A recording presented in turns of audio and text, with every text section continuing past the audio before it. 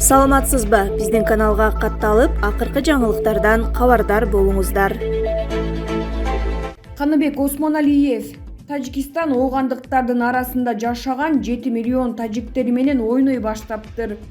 Оогандыктардын Орто Азия өлкөлөрүнө качып кире башташы биз үчүн жакшы жашаан эмес, деди 18 августта Nazar News маалымат агенттигине профессор Каныбек Осмоналиев.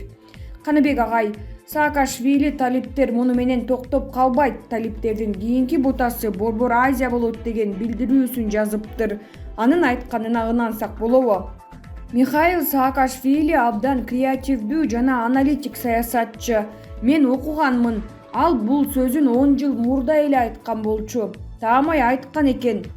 Айрыкча америкалыктардын качып кетээрин, талиптер өздөрүнө келип бийликти биротоло орнотуп алышаарына көп убакыт керек болот.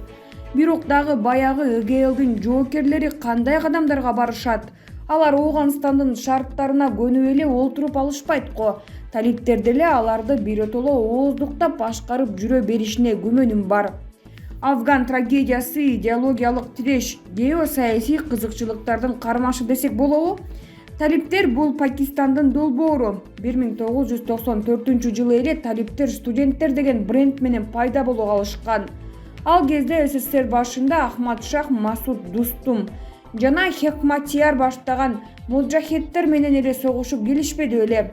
Анан СССР уят болуп жеңилгенден кийин гана талиптер күчтөнүп кетишип, жогорудагы мен атаган 3 сепаристтерди кууп салышып, 2 жылда эле Ооганстанга өздөрүнүн бийлигин орното алышкан. Ошондон баштап Пакистан, Иран, Сауд Арабиясы геосаясаттык кызыкчылыктарын күчөтүшкөн. Талиптер 1996-2001 жылдары Ооганстанды башкарышты. Анан АКШ 2001 жылы Нью-Йорктогу 2 мунара имаратынын талкаланышын шылтоо кылып, өздөрүнүн экспансиялык геосаясат оюндарына азгырылышып согуш менен киришкен. Аягында алар дагы кечээ эле 15 августта шерменде болуп качышты. Эми кезек талиптердин өзүндө.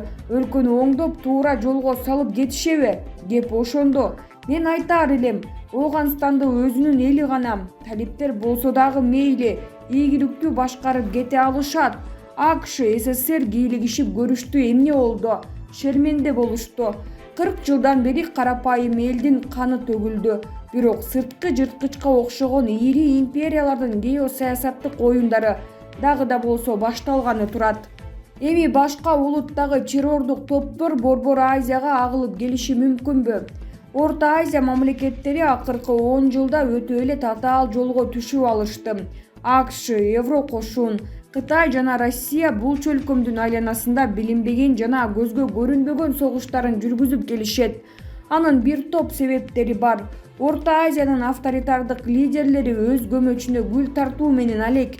Демократиялык деген бир аз наамы бар. Кыргызстан болсо коррупционер президенттерине алданып, парламенттик төңкөрүштөрдөн башы чыкпай келет. Фергана өрөөнү кен байлыктарга мол, таза суусу боюнча эң азгырыктуу аймак. Элдеринин башын бириктирип, интеграциялык күчкө ээ боло турган чамалары тайкы. Акыл менен саясат жүргүзгөн лидерлери деле жок. Эгоизм туу чокуда турат. Ири державалар муну өтө жакшы билишет. Ошондуктан талиптердин бийликке келиши Фергана өрөөнү үчүн геосаясаттык күрөштү башкача деңгээлге алып чыгат. Бул боло турган эле иш. Ошондуктан башка улуттагы террордук топторду пайдалануу мүмкүнчүлүгү бар. Оогандыктардын Орто Азия өлкөлөрүнө качып кире башташы биз үчүн жакшы жашаан эмес. Тажикстан оогандыктардын арасында жашаган 7 миллион тажиктери менен ойной башташыптыр. Өзбекстандагы согушчан маршал Дустумду өз аймагына кабыл алып турат. Пуштундар менен башка улуттар кагылыша турган болсо, аягы кандай болот? Бир Кудай өзү билет. Иши кылса, биздин башчылар акылдуулук жана салкын кандуулук менен тышкы саясатты алып кете алышаар бекен. Жакшылык гана каалайм. Булак, Nazar News чекеткейи. Талиптерге каршы согушкан акыркы адам. Вице-президент тууралуу 9 факт. Афганистандын вице-президенти Амрулла Салех кечээ күнү Конституцияга таянып өзүн өлкөнүн убактылуу президенти деп жарыялады. Саясатчы бул боюнча Twitter каналына жазды. Салех республиканын мыйзамдары боюнча эгер президент кайтыш болуп же качып кете турган болсо, биринчи вице-президент убактылуу анын ордуна келип өлкөнү башкараарын билдирген. Учурда мен өз мамлекетимдемин жана мыйзамдуу түрдө убактылуу президентмин. Бардык лидерлердин колдоосуна ээ болуу үчүн алар менен байланышып жатам деп Салех Твиттер баракчасына жазды. Саясатчы ошондой эле Афганистандын жашоочуларын Талибан согушкерлерине каршы туруу үчүн биригүүгө чакырган. Биз афгандыктар Афганистан Вьетнам эмес экенин далилдешибиз керек. Талиптер болсо Вьетконго окшош эмес. Түштүк Вьетнам бошотуу боюнча улуттук фронттун күрөшчүлөрү. АКШ НАТОго караганда биз духубузду түшүргөн жокпуз жана келечектен чоң мүмкүнчүлүктөрдү көрүп жатабыз. Каршылык көрсөтүүгө кошулуңуздар, деди ал. ЖММКнын маалыматына караганда, Афганистандын вице-президенти Амрулла Салехтин аскер күчтөрү Парван провинциясындагы Чарикар районунан талиптерди кууп чыгып, учурда Панджшер аймагында согушууда. Ошондой эле талиптерге каршылык көрсөтүү үчүн 10 000 аскер Панджшер тарапты көздөй баратканы айтылды. Анын ичинде генерал Дустумдун күчтөрү дагы бар. Талиптерге Панджшер провинциясындагы каршылык көрсөтүүнү уюштурууга Ахмад Масуд дагы катышкан. Ал 80-90 жылдардагы моджахеддердин легендарлуу афган лидери, тала командири жана коргонуу министри Паджихар Арстана аты менен таанымал Ахмад Шах Масуддун уулу. ЖММКлар вице-президент менен Ахмад Масуд талиптер менен күрөштө чогуу иш алып барып жатканын жазышууда. Буга чейин БСС басылмасынын кабарчысы Ялда Хаким Ахмад Масуд менен Амрулла Салехтин Панджшерден түшкөн сүрөтүн жарыялаган. Амрулла Салех Панджшер провинциясынан чыккан жогорку кызматтагы аткаминерлердин бири, этникалык тажик, жашы 50-дө. ЖММКдагы маалыматтарга караганда кичинекей кезинде жетим калган. 1980-жылдары Пакистанда жашап билим алган. 1990-жылы Афганистандын оппозициялык күчтөрүнө кошулуп, Пакистандан аскердик даярдыктан өткөн. Маджахеддердин командири Ахмад Шах Масуддун жетектөөсү астында согушкан. Түндүк альянс отрядынын жетекчилеринин бири болгон.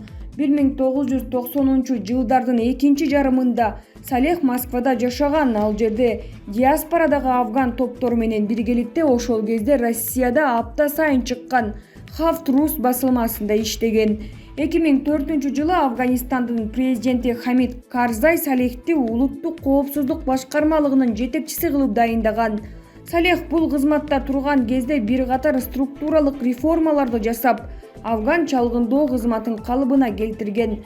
Батыш өлкөлөрү аны афган өкмөтүнүн компетенттүү өкүлдөрүнүн бири катары эсептеген.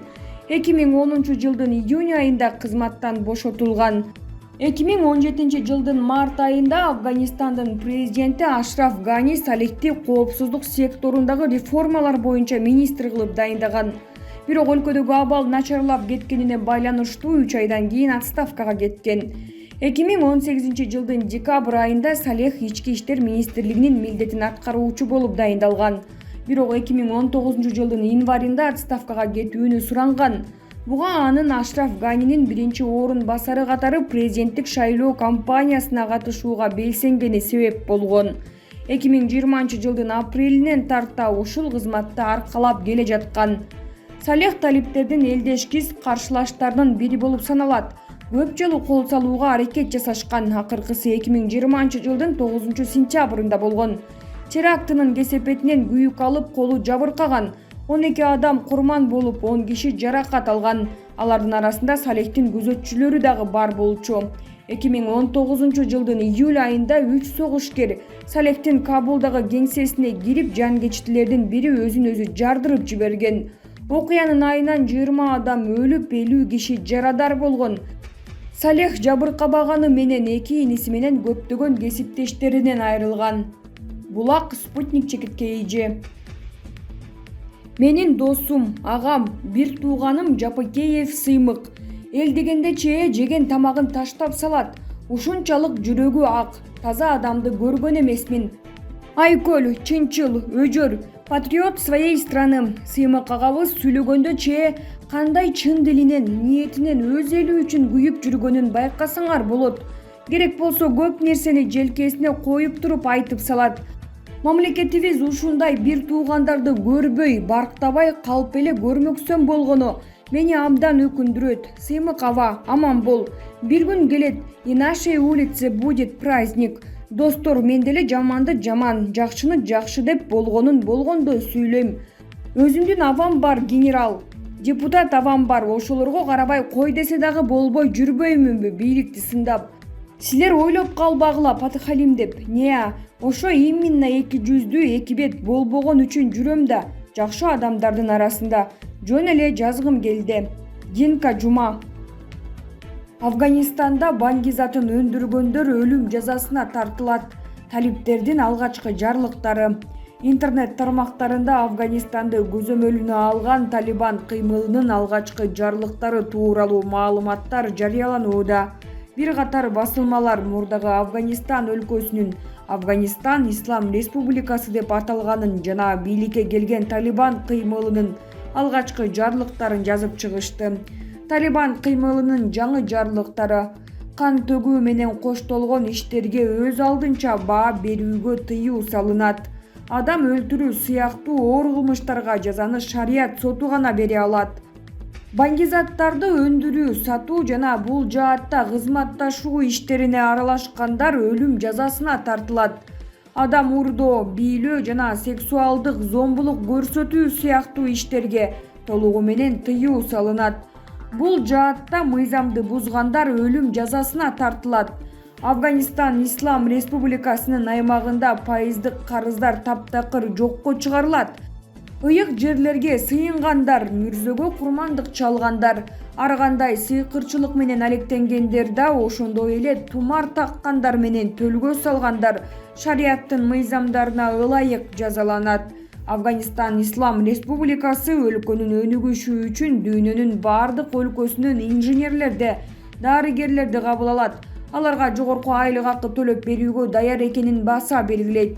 Өлкөдө соодагерлер жана кол өнөрчүлөр адаттагыдай эле иштерин уланта алышат. Аялдарга махрамсыз, жакын эркек тууганы жок көчөгө жалгыз чыгууга тыюу салынат. Жалпыга маалымдоо каражаттары эч кандай чектөөсүз эркин иш алып барышат. Бирок мазактоо, жала жабуу, үгүттөө жана бузукулукту жайылтуу сыяктуу иш-аракеттер байкалган учурда шарияттын негизинде жазага тартылат. Эске салсак, жекшембиде Талибан кыймылы Афганистандын борбору Кабул шаарын басып кирип, өлкөгө толугу менен көзөмөл орнотконун жар салган. Ал эми өлкө башчысы Ашраф Гани президенттик кызматынан баш тартып, чет жакка качып кеткени маалым болгон. Андан соң талиптер убактылуу өкмөттүн түзүлүшүнө каршылык билдирип, бийликти толук бойдон өткөрүп алууну күтүп жатканы айтылган. Булак Супер Чекит КG.